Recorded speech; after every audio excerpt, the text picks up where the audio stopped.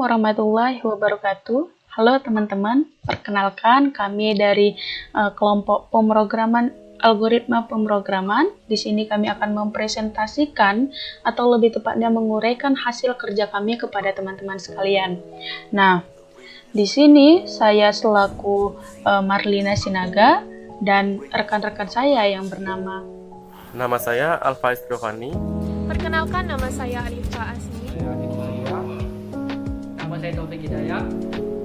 Baiklah, karena durasi yang terbatas, langsung saja kita mulai presentasinya. Di sini saya bertugas untuk menjelaskan apa itu flowchart, bagaimana menjalankan flowchart, membuat flowchart, dan sebagainya. Oke, langsung saja. Sebelumnya saya akan menjelaskan sedikit. Seperti yang bisa Anda lihat sendiri, notasi flowchart adalah diagram alur yang menjelaskan langkah-langkah suatu program dengan cara grafis yang berfungsi untuk membantu memperjelas semua langkah untuk memecahkan masalah. Nah, di sini kita diperintahkan untuk membuat diagram alur yang menjelaskan langkah-langkah suatu program. Nah, fungsinya untuk membantu memperjelas langkah-langkah yang kemudian akan kita buat dalam bentuk program. Nah, jenisnya ada banyak, namun langsung saja di sini simbol-simbol flowchart. Simbol flowchart yang standarnya dikeluarkan oleh ASNI dan ISO itu ada 9. Nah, di sini bisa Anda lihat sendiri, ini namanya terminator. Dia berfungsi untuk menunjukkan start dan stop. Kemudian flow line. Flow line ini sebagai aliran penghubung dari simbol satu ke simbol lainnya. Kemudian ini proses. Proses itu berfungsi untuk perhitungan. Di sini nanti kita memasukkan rumus pemecahan masalahnya. Kemudian ini ada output dan output, seperti namanya, fungsinya juga untuk output dan input dan output. Kemudian decision di sini sebagai pernyataan pilihan, dan preparation di sini sebagai set variabel. Di sini yang menunjukkan apa-apa saja yang harus dimasukkan, gitu. Kemudian predefined process atau fungsi, dia untuk fungsi. Kemudian konektor seperti ini untuk konektor dalam halaman yang sama, dan ini konektor juga, konektor dalam halaman yang berbeda. Nah, lanjut saja kita kepada inti pembahasan. Di sini saya menunjukkan, nah di sini kita disuruh membuat tugas buat program untuk menampilkan tampilan seperti berikut. Input nama, NIM, nama, kelas, nilai angka. Nah, di sini kita langsung saja. Sini seperti Anda ketahui sendiri tadi, ini fungsinya untuk start dan stop. Kita mulai dari start. Kemudian flow line-nya. Kemudian di sini kita masukkan karnimnya ada berapa. Maksudnya seperti Anda ingin dia masuk berapa angka gitu. Kar namanya ada berapa angka, kar nilai, kar kelas. Oh ya, sebelumnya sepertinya semuanya sudah tahu tanpa saya jelaskan, tapi saya jelaskan sedikit. Di sini Anda yang kemudian nanti untuk membuat flowchart itu. Nih, di sini bisa Anda lihat sendiri flowchart. Di sini ada ini yang proses pilihan, pernyataan pilihan tadi. Kemudian masuk lagi ke dalam input name, nama, nilai, kelas. Nah, kemudian setelah kita input, dapatlah kita hasilnya, dapatlah hasil akhir, yaitu tampilkan hasil di dalam ini ya. Kemudian stop. Oke, lanjut kepada flowchart yang nomor 2. Di sini seperti kita lihat sendiri, soalnya adalah kita disuruh mencari luas segitiga. Oke, masuk kepada luas segitiga. Semua flowchart selalu diawali dengan start ya, start, dan ditutup dengan stop. Nah, kita start dulu. Kemudian flow line. Masuk kepada luas, alas, tinggi. Di sini bersifat pilihan. Kemudian input alas dan tingginya. Ini di sini kita disuruh input nilai yang sudah kita ketahui ya, alas dan tingginya. Kemudian masuklah kita ke dalam proses. Ke dalam proses luas sama dengan alas dikali tinggi dikali 0,5. Ini rumus segitiga. Kemudian setelah kita run, dapatlah kita hasilnya, hasil dari luas segitiga tersebut. Kemudian stop. Oke, lanjut ke soal ketiga, yaitu kita disuruh mencari volume balok. Nah, kita mulai dari start, kembali start. Oke, kemudian selalu start ya. Tidak akan pernah berubah, selalu start. Kemudian masuk dia kepada volume panjang, lebar, tinggi itu sama dengan angka. Seperti yang di pertama tadi, volumenya mau masukkan berapa angka, panjangnya juga berapa, terserah kepada kita masing-masing yang menjalankan program. Kemudian input datanya, input nilai P-nya, L, dan T. Kemudian kita proses. Setelah benar semuanya, kita proses. Volume sama dengan panjang kali lebar kali tinggi. Nah, kemudian setelah kita proses ini, dapatlah kita hasilnya. Hasil dari volume tersebut, volume balok tersebut. Kemudian stop. Oke, lanjut kita kepada luas lingkaran. Perintah luas lingkaran. Oke, di sini seperti Anda lihat, kita mulai lagi dari start. Kemudian masukkan luas atau jari-jarinya, terserah Anda mau pilih berapa angka yang Anda mau hasilnya nanti, batas angka hasilnya nanti. Kemudian input jari-jarinya. Kalau misalnya yang diketahui adalah diameternya, gampang, diameternya dibagi 2, jadi cari hasil jari-jarinya. Nah, kemudian luas adalah 3,14 dikali R pangkat 2. R pangkat 2 atau R kali R. Oke, ini rumus luas lingkaran. Kemudian setelah selesai semuanya, masuk kepada tampilkan luas. Dapatlah kita hasilnya tampilkan luas. Kemudian stop. Lanjut lagi kepada soal selanjutnya, yaitu kita disuruh konversikan derajat Celcius ke dalam Fahrenheit, Reaumur, dan Kelvin. Oke, langsung saja. Di sini kita konversikan derajat Celcius. Oke, pertama mulai dari start. Kemudian pilihan Anda, terserah mau berapa nilai yang Anda mau, batas nilainya. Kemudian masukkan nilai Celciusnya yang telah diketahui itu. Kemudian di sini masuk dalam rumusnya. Celcius ke Fahrenheit adalah 9/5 dikali Celcius ditambah 32. Itu rumusnya ya. Kemudian setelah benar semuanya, dapatlah kita hasil dari Fahrenheit. Kemudian stop. Ingat ya, ini dari sini ke sini. Saya tidak bisa membuat pernyataan di sini ke sini, hanya ke bawah. Kemudian lanjut kepada derajat Celcius ke Reaumur. Masuk kita ke dalam input berapa nilai Celciusnya yang sudah diketahui. Kemudian rumus Reaumur adalah 4/5 dikali Celcius.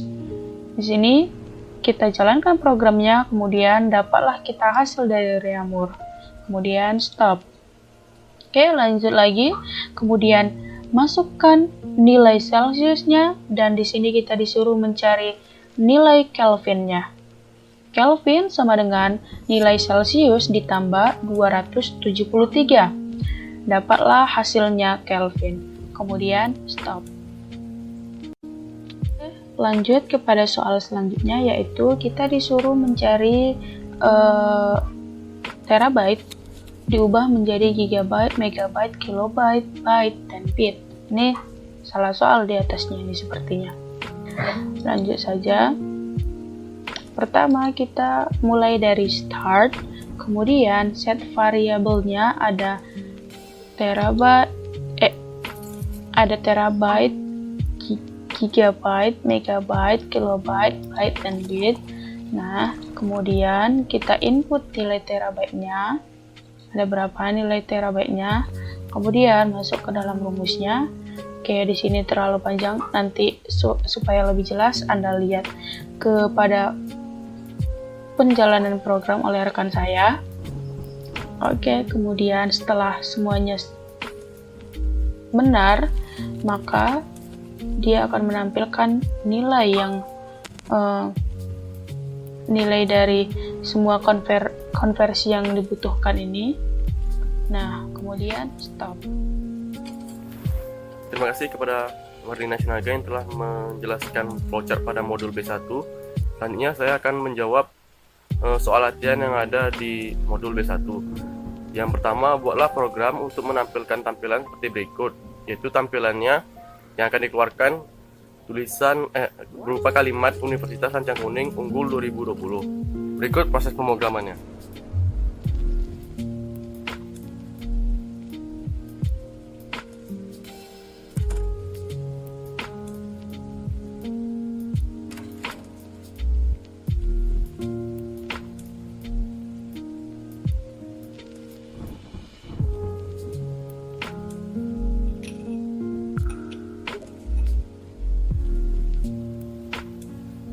Pada pemrograman ini kita menggunakan dua preprosesor, yang pertama iostream.h, yang kedua conio.h.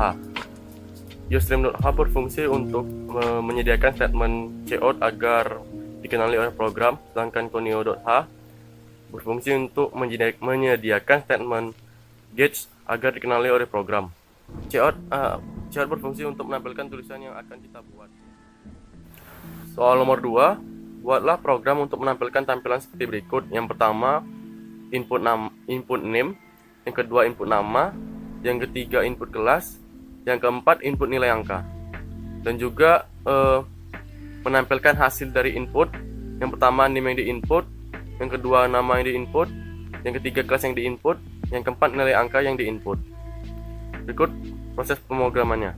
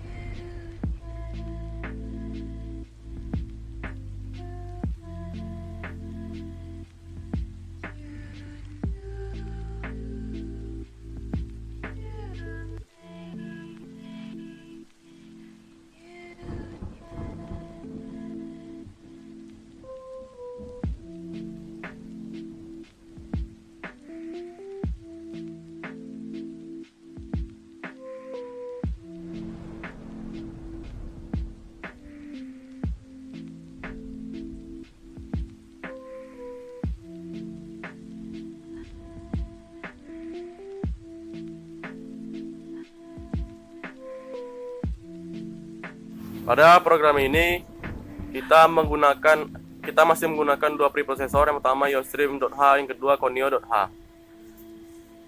Di sini kita juga menggunakan tipe data char dan int. Char untuk name, nama dan kelas, sedangkan int digunakan untuk nilai angka. Di sini juga ada statement NL yang berguna untuk mengatur pindah baris. Nomor 3, kita diperintahkan untuk membuat program mencari luas segitiga. Berikut proses pembuatan pemrogramannya.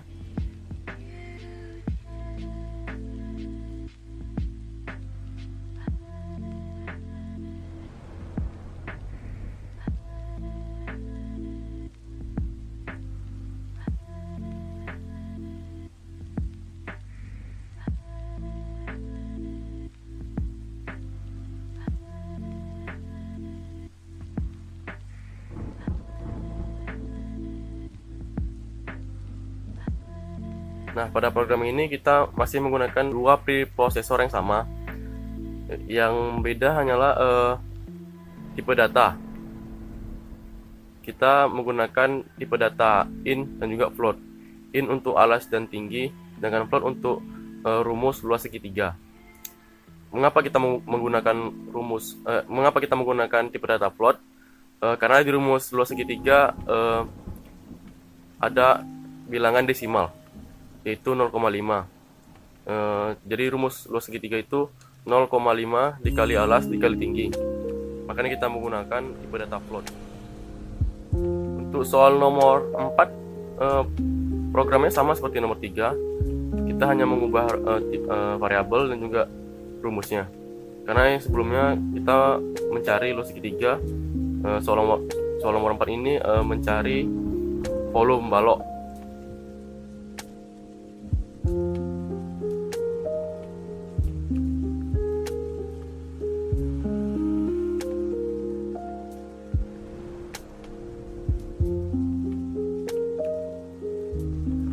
Nah, untuk nomor 5 sama seperti soal nomor 3 dan 4 programnya. Hanya kita menambahkan satu preprocessor, yaitu mat.h, dan juga cuman bedanya kita ubah variabelnya. Kenapa kita menggunakan mengapa kita menambahkan preprocessor satu lagi, yaitu mat.h? Karena pada luas lingkar ini kan rumusnya kan 3,14 dikali R pangkat 2 atau jajari pangkat 2. Nah, karena ada bilangan berpangkat, itulah kita menggunakan mat.h atau adanya operasi aritmatika seperti akar, pangkat, tangen, dan lain sebagainya. Makanya kita menggunakan mat.h.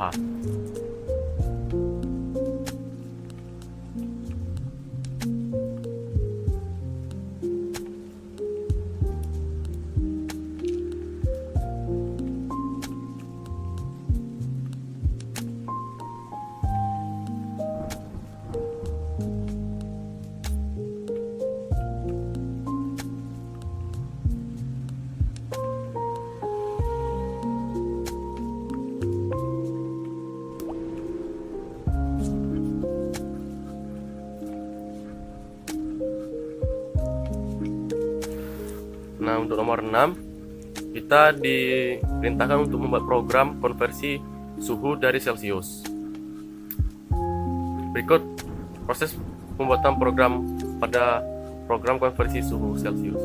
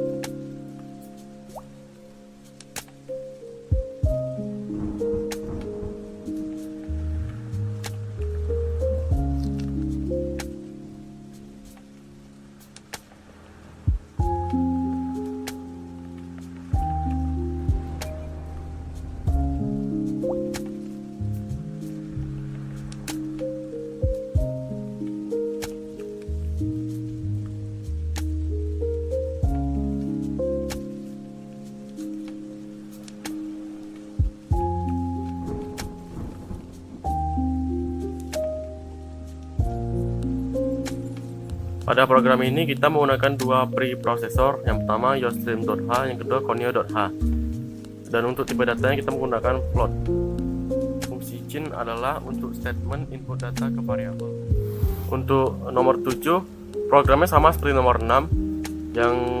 Yang diubah hanyalah variabel, output yang ingin ditampilkan, serta rumus. Selain itu, programnya tidak ada yang beda alias sama.